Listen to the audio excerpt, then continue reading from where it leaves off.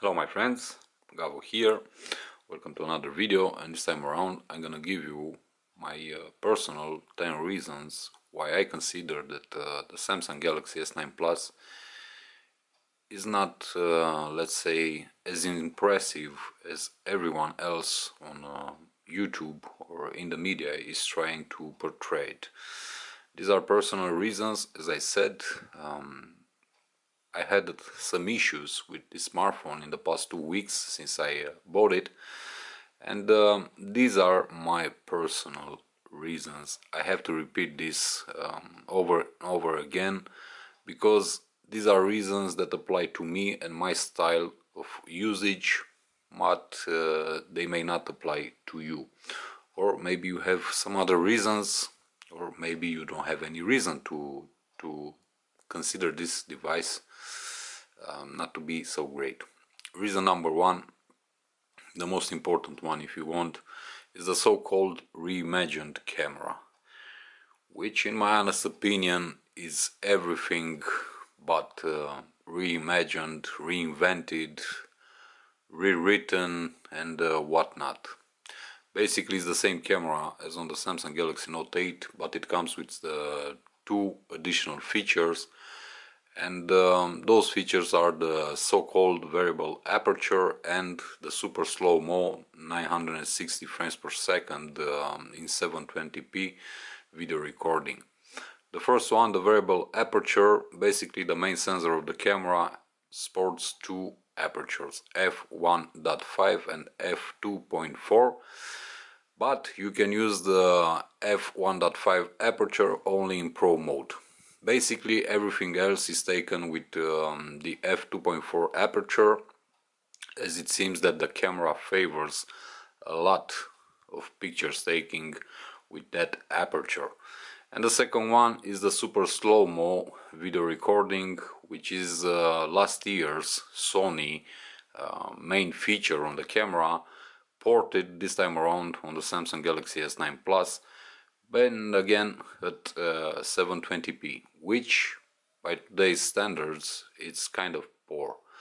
Don't get me wrong, they have some additional post-editing software that make the experience a lot better compared to Sony devices, but unfortunately the video quality, to me at least, is basically unusable. You need to record videos in super bright conditions. You need to have perfect lighting in order to get a video that can be used afterwards. So in terms of image quality, picture quality, colors, HDR, white balance and whatnot, to my eyes, and not only my eyes, this camera setup favors overexposure, and also pictures come out very soft. I've made a little experiment. I've installed Google Camera HDR Plus on this device, and pictures taken with the Google Camera app look a lot better, if you want pixel to pixel quality like. But when using the Samsung camera that comes pre-installed with this device, basically all pictures come out very soft, and the device tends to overexpose, which basically makes a lot of the pictures look unrealistic. These are my biggest problems with the camera. Reason number two, if you want, are the charging times, and my problem here is very simple. You get a 3500 mAh battery inside, and you also get quick charge. But when you want to recharge your device from 0 to 100, it takes almost 2 hours, 1 hour and 15 minutes to be more precise, compared to my last phone, the Huawei Mate 10, which had a 4000 mAh battery inside, and it took only 60 minutes to fully charge it from 0 to 100 with Huawei's super fast charging technology. So a smaller battery compared to the Huawei Mate 10, but the charging times are almost double. and this is something that I don't really like. Also, if you want to use wireless charging, because this device is capable of wireless charging, charging times are about 2 hours and 50 minutes, and of course the device overheats. So this is something that I don't really appreciate on a premium device such as this one is considered right now to be. Reason number 3, and this is a bit of a complex discussion, is basically the screen. Again, don't get me wrong, the screen is amazing. Beautiful colors, infinite contrast, image quality is top notch, and compared to previous generations of Super AMOLED panels, this time around colors look a bit more realistic. But the problem that I have with this display is the fact that, again, it sports curves, which I'm not a big fan of. And here's why. Mainly because you get a lot of color distortion on the curvature of the display, and also you get a lot of light reflection. And these two things ruin a bit the experience when watching multimedia content. I don't know, videos, YouTube videos and whatnot. So this is a big no for me. And related to this is the fact that you cannot buy and apply a really good screen protector on this screen, because it's almost impossible to install it on this screen. It's basically very tedious to install a protective cover on this display. Also, another thing is the price of the accessories that come with this device. Due to the build and the design of the screen, you are basically limited to a certain amount of protective cases, which are made by Samsung, of course. But in order to get those cases, for example the LED view cover case, you need to pay some extra 80 euros. And I don't agree with this, mainly because if I pay 1000 euros for the phone, why should I have to pay again 80 euros for a protective case? Why should I go again and pay 20 euros for a dedicated screen protector for this device? Why should I go and pay 200 euros for a docking station in order to use this device with, if you want, with an external monitor as a PC? So what I'm trying to say is that the accessories are very expensive for this smartphone. And basically, if you want to buy everything, the LED view cover, the screen protector, the docking station and whatnot, you're gonna end up with a phone that costs roughly 1300 euros, which is too much. In my honest opinion, that's too much, considering that this is just a simple smartphone. Reason number 4, in the past 2 weeks I've noticed a lot of issues with connectivity. Basically, my problems are with Wi-Fi and Bluetooth. In terms of Wi-Fi, my device doesn't recognize my routers at home or at the office. I always have to restart the device in order for it to connect to the routers. It's very annoying. Also, with Bluetooth, I've noticed some problems in terms of connectivity when connected to my smartwatch, and also when connected to my wireless headphones. Basically, I feel a lot of interruptions, although the distance between the devices is only, I don't know, 4 or 5 meters, and it affects the quality. Again, trying to connect to my multimedia infotainment system in the car, I always have to go ahead to look for it in the settings, to connect it, and so on. It simply doesn't stay connected with the system. And these are some things that didn't happen to me with the S8 or the Note 8. Basically, when I was getting in the car, the Note 8 would automatically get connected to the infotainment system of the car, so I wouldn't have to pull out the phone from my pants, for example. So I don't really appreciate the fact that I'm having these issues, and basically these issues I've noticed them after the latest software update that I got about a week ago, because I don't remember prior to that software update to have these issues.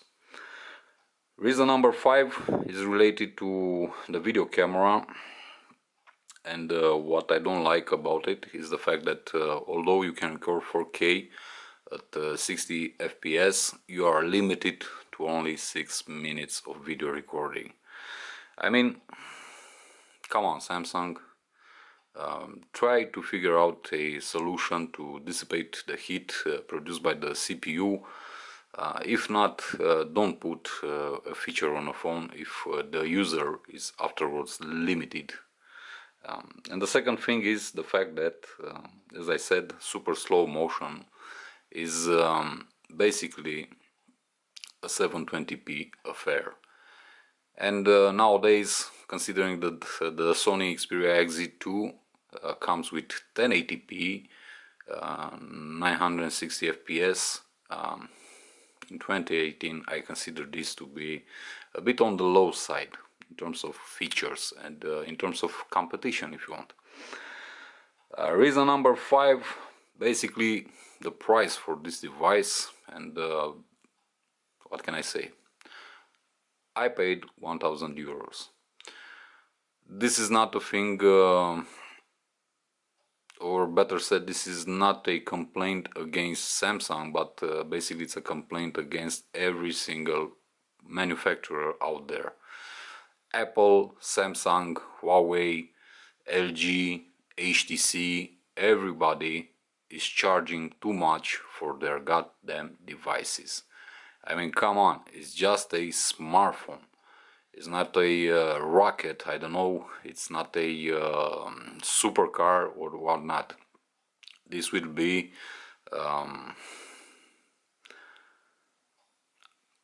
it's too much. It's too much to ask for a product like this. In 2 weeks something else will come to the market. It will be better than this one. In 1 month something else will come to the market and will be again better.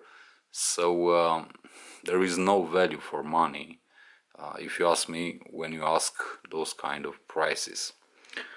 Reason number 7, and this is again related, if you want, to the price of this device. Let me show it to you. This is considered to be a premium device with top-notch build quality. It's considered to be the best that Samsung has to offer. It is considered to be the best in the Android world, the alpha male if you want. And still, on a 1000 euros device, you get a SIM tray made out of this pathetic plastic. I mean, if you like copying Apple and Apple likes copying you, why don't you copy the good things? Because Apple, for example, gives you a metal SIM tray. This is so fragile and it is so prone to bending and to destruction, basically, that it makes it almost impossible to use it, especially when trying to put a micro SD card inside. It's too fragile. Come on, this is cheap plastic. It shouldn't be here, and furthermore it shouldn't be on a 1000 euros device. This is not top-notch build quality. This is not top-notch, premium, whatever you want to call it. This is just a cheap SIM tray made out of cheap plastic. Reason number 8, of course, how can I forget it? Bixby. And Bixby button. For some reason, Samsung decided to copy Google again, and they've invented this so-called AI assistant, which is basically a load of trash. It doesn't know anything, it gives you only poor information. It basically is not capable of doing anything right. I hate it that I have to have this button right here, which I always confuse with the volume rocker, and I don't understand why Samsung made this a big thing. I don't know if anyone actually is using Bixby. This is reason number 8. I won't insist too much on it. It's trash. Reason number 9, very simple. In good old Samsung fashion, this phone comes pre-installed with a lot of bloatware. A lot. Basically every app that Google makes, Samsung has it. I've removed all the bloatware that came with the device, so I'm basically using the main, if you want, apps made by Google. But the problem is that those apps, clone apps actually, occupy a lot of memory and also take a lot of resources running in the background.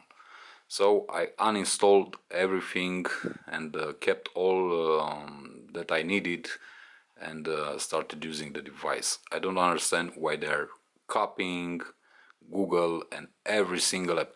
And by the way, Samsung, if you copy Google apps and you install clone apps, why don't you install Samsung Music, for example, in order to have a good music player on the device? Because basically when you take out the device from the box, Samsung Music Player is not installed on your device. You have to go to Google Play Store, download it and install it separately.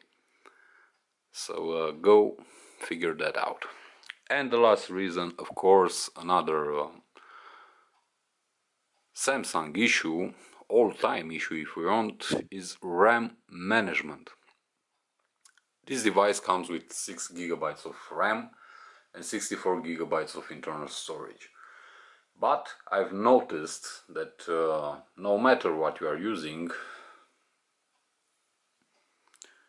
you only get 2 to 2.5 GB of free RAM. Everything else is used by I don't know what. Apps running in the background, processes in the background, lots of stuff going on in the background. I go in, I close everything, and I still have only 2 to 2.5 GB of RAM available out of 6 GB in total. So RAM management is better than it was on previous models, but still apparently is still an issue on the Samsung Galaxy S9 Plus. Basically, these are my 10 personal reasons for which I consider this device to be not so great as everyone else is trying to make it look, as everyone else is hyping it, because every review that you see on YouTube or you read on media, everybody's saying how great it is, how beautiful it is, how fabulous, how interesting, how blah blah blah blah blah. You get the point. When in real life it actually isn't so great. A lot of the issues can be fixed very easily with a software update, and I'm talking about the camera first of all. then RAM management. Also, if you want, charging times. So these are fixable issues, especially those with the cameras. As you can see, I have here Google Camera HDR installed and also Samsung Camera installed. I mostly use for photos Google Camera HDR. I made a tutorial on my channel, go ahead and check it out. I simply cannot understand why something simple, something that should work really fast, really great, on great hardware, if you want, does not work. These are my main issues with the Samsung Galaxy S9 Plus. As I said, some of them are very easy to fix, and hopefully with the next software update, Samsung will finally decide to fix them. But until then, these reasons remain for me, let's say it, active, if you want. Thank you for watching this video, guys. See you in the next one. Until then, as always, be safe, be good.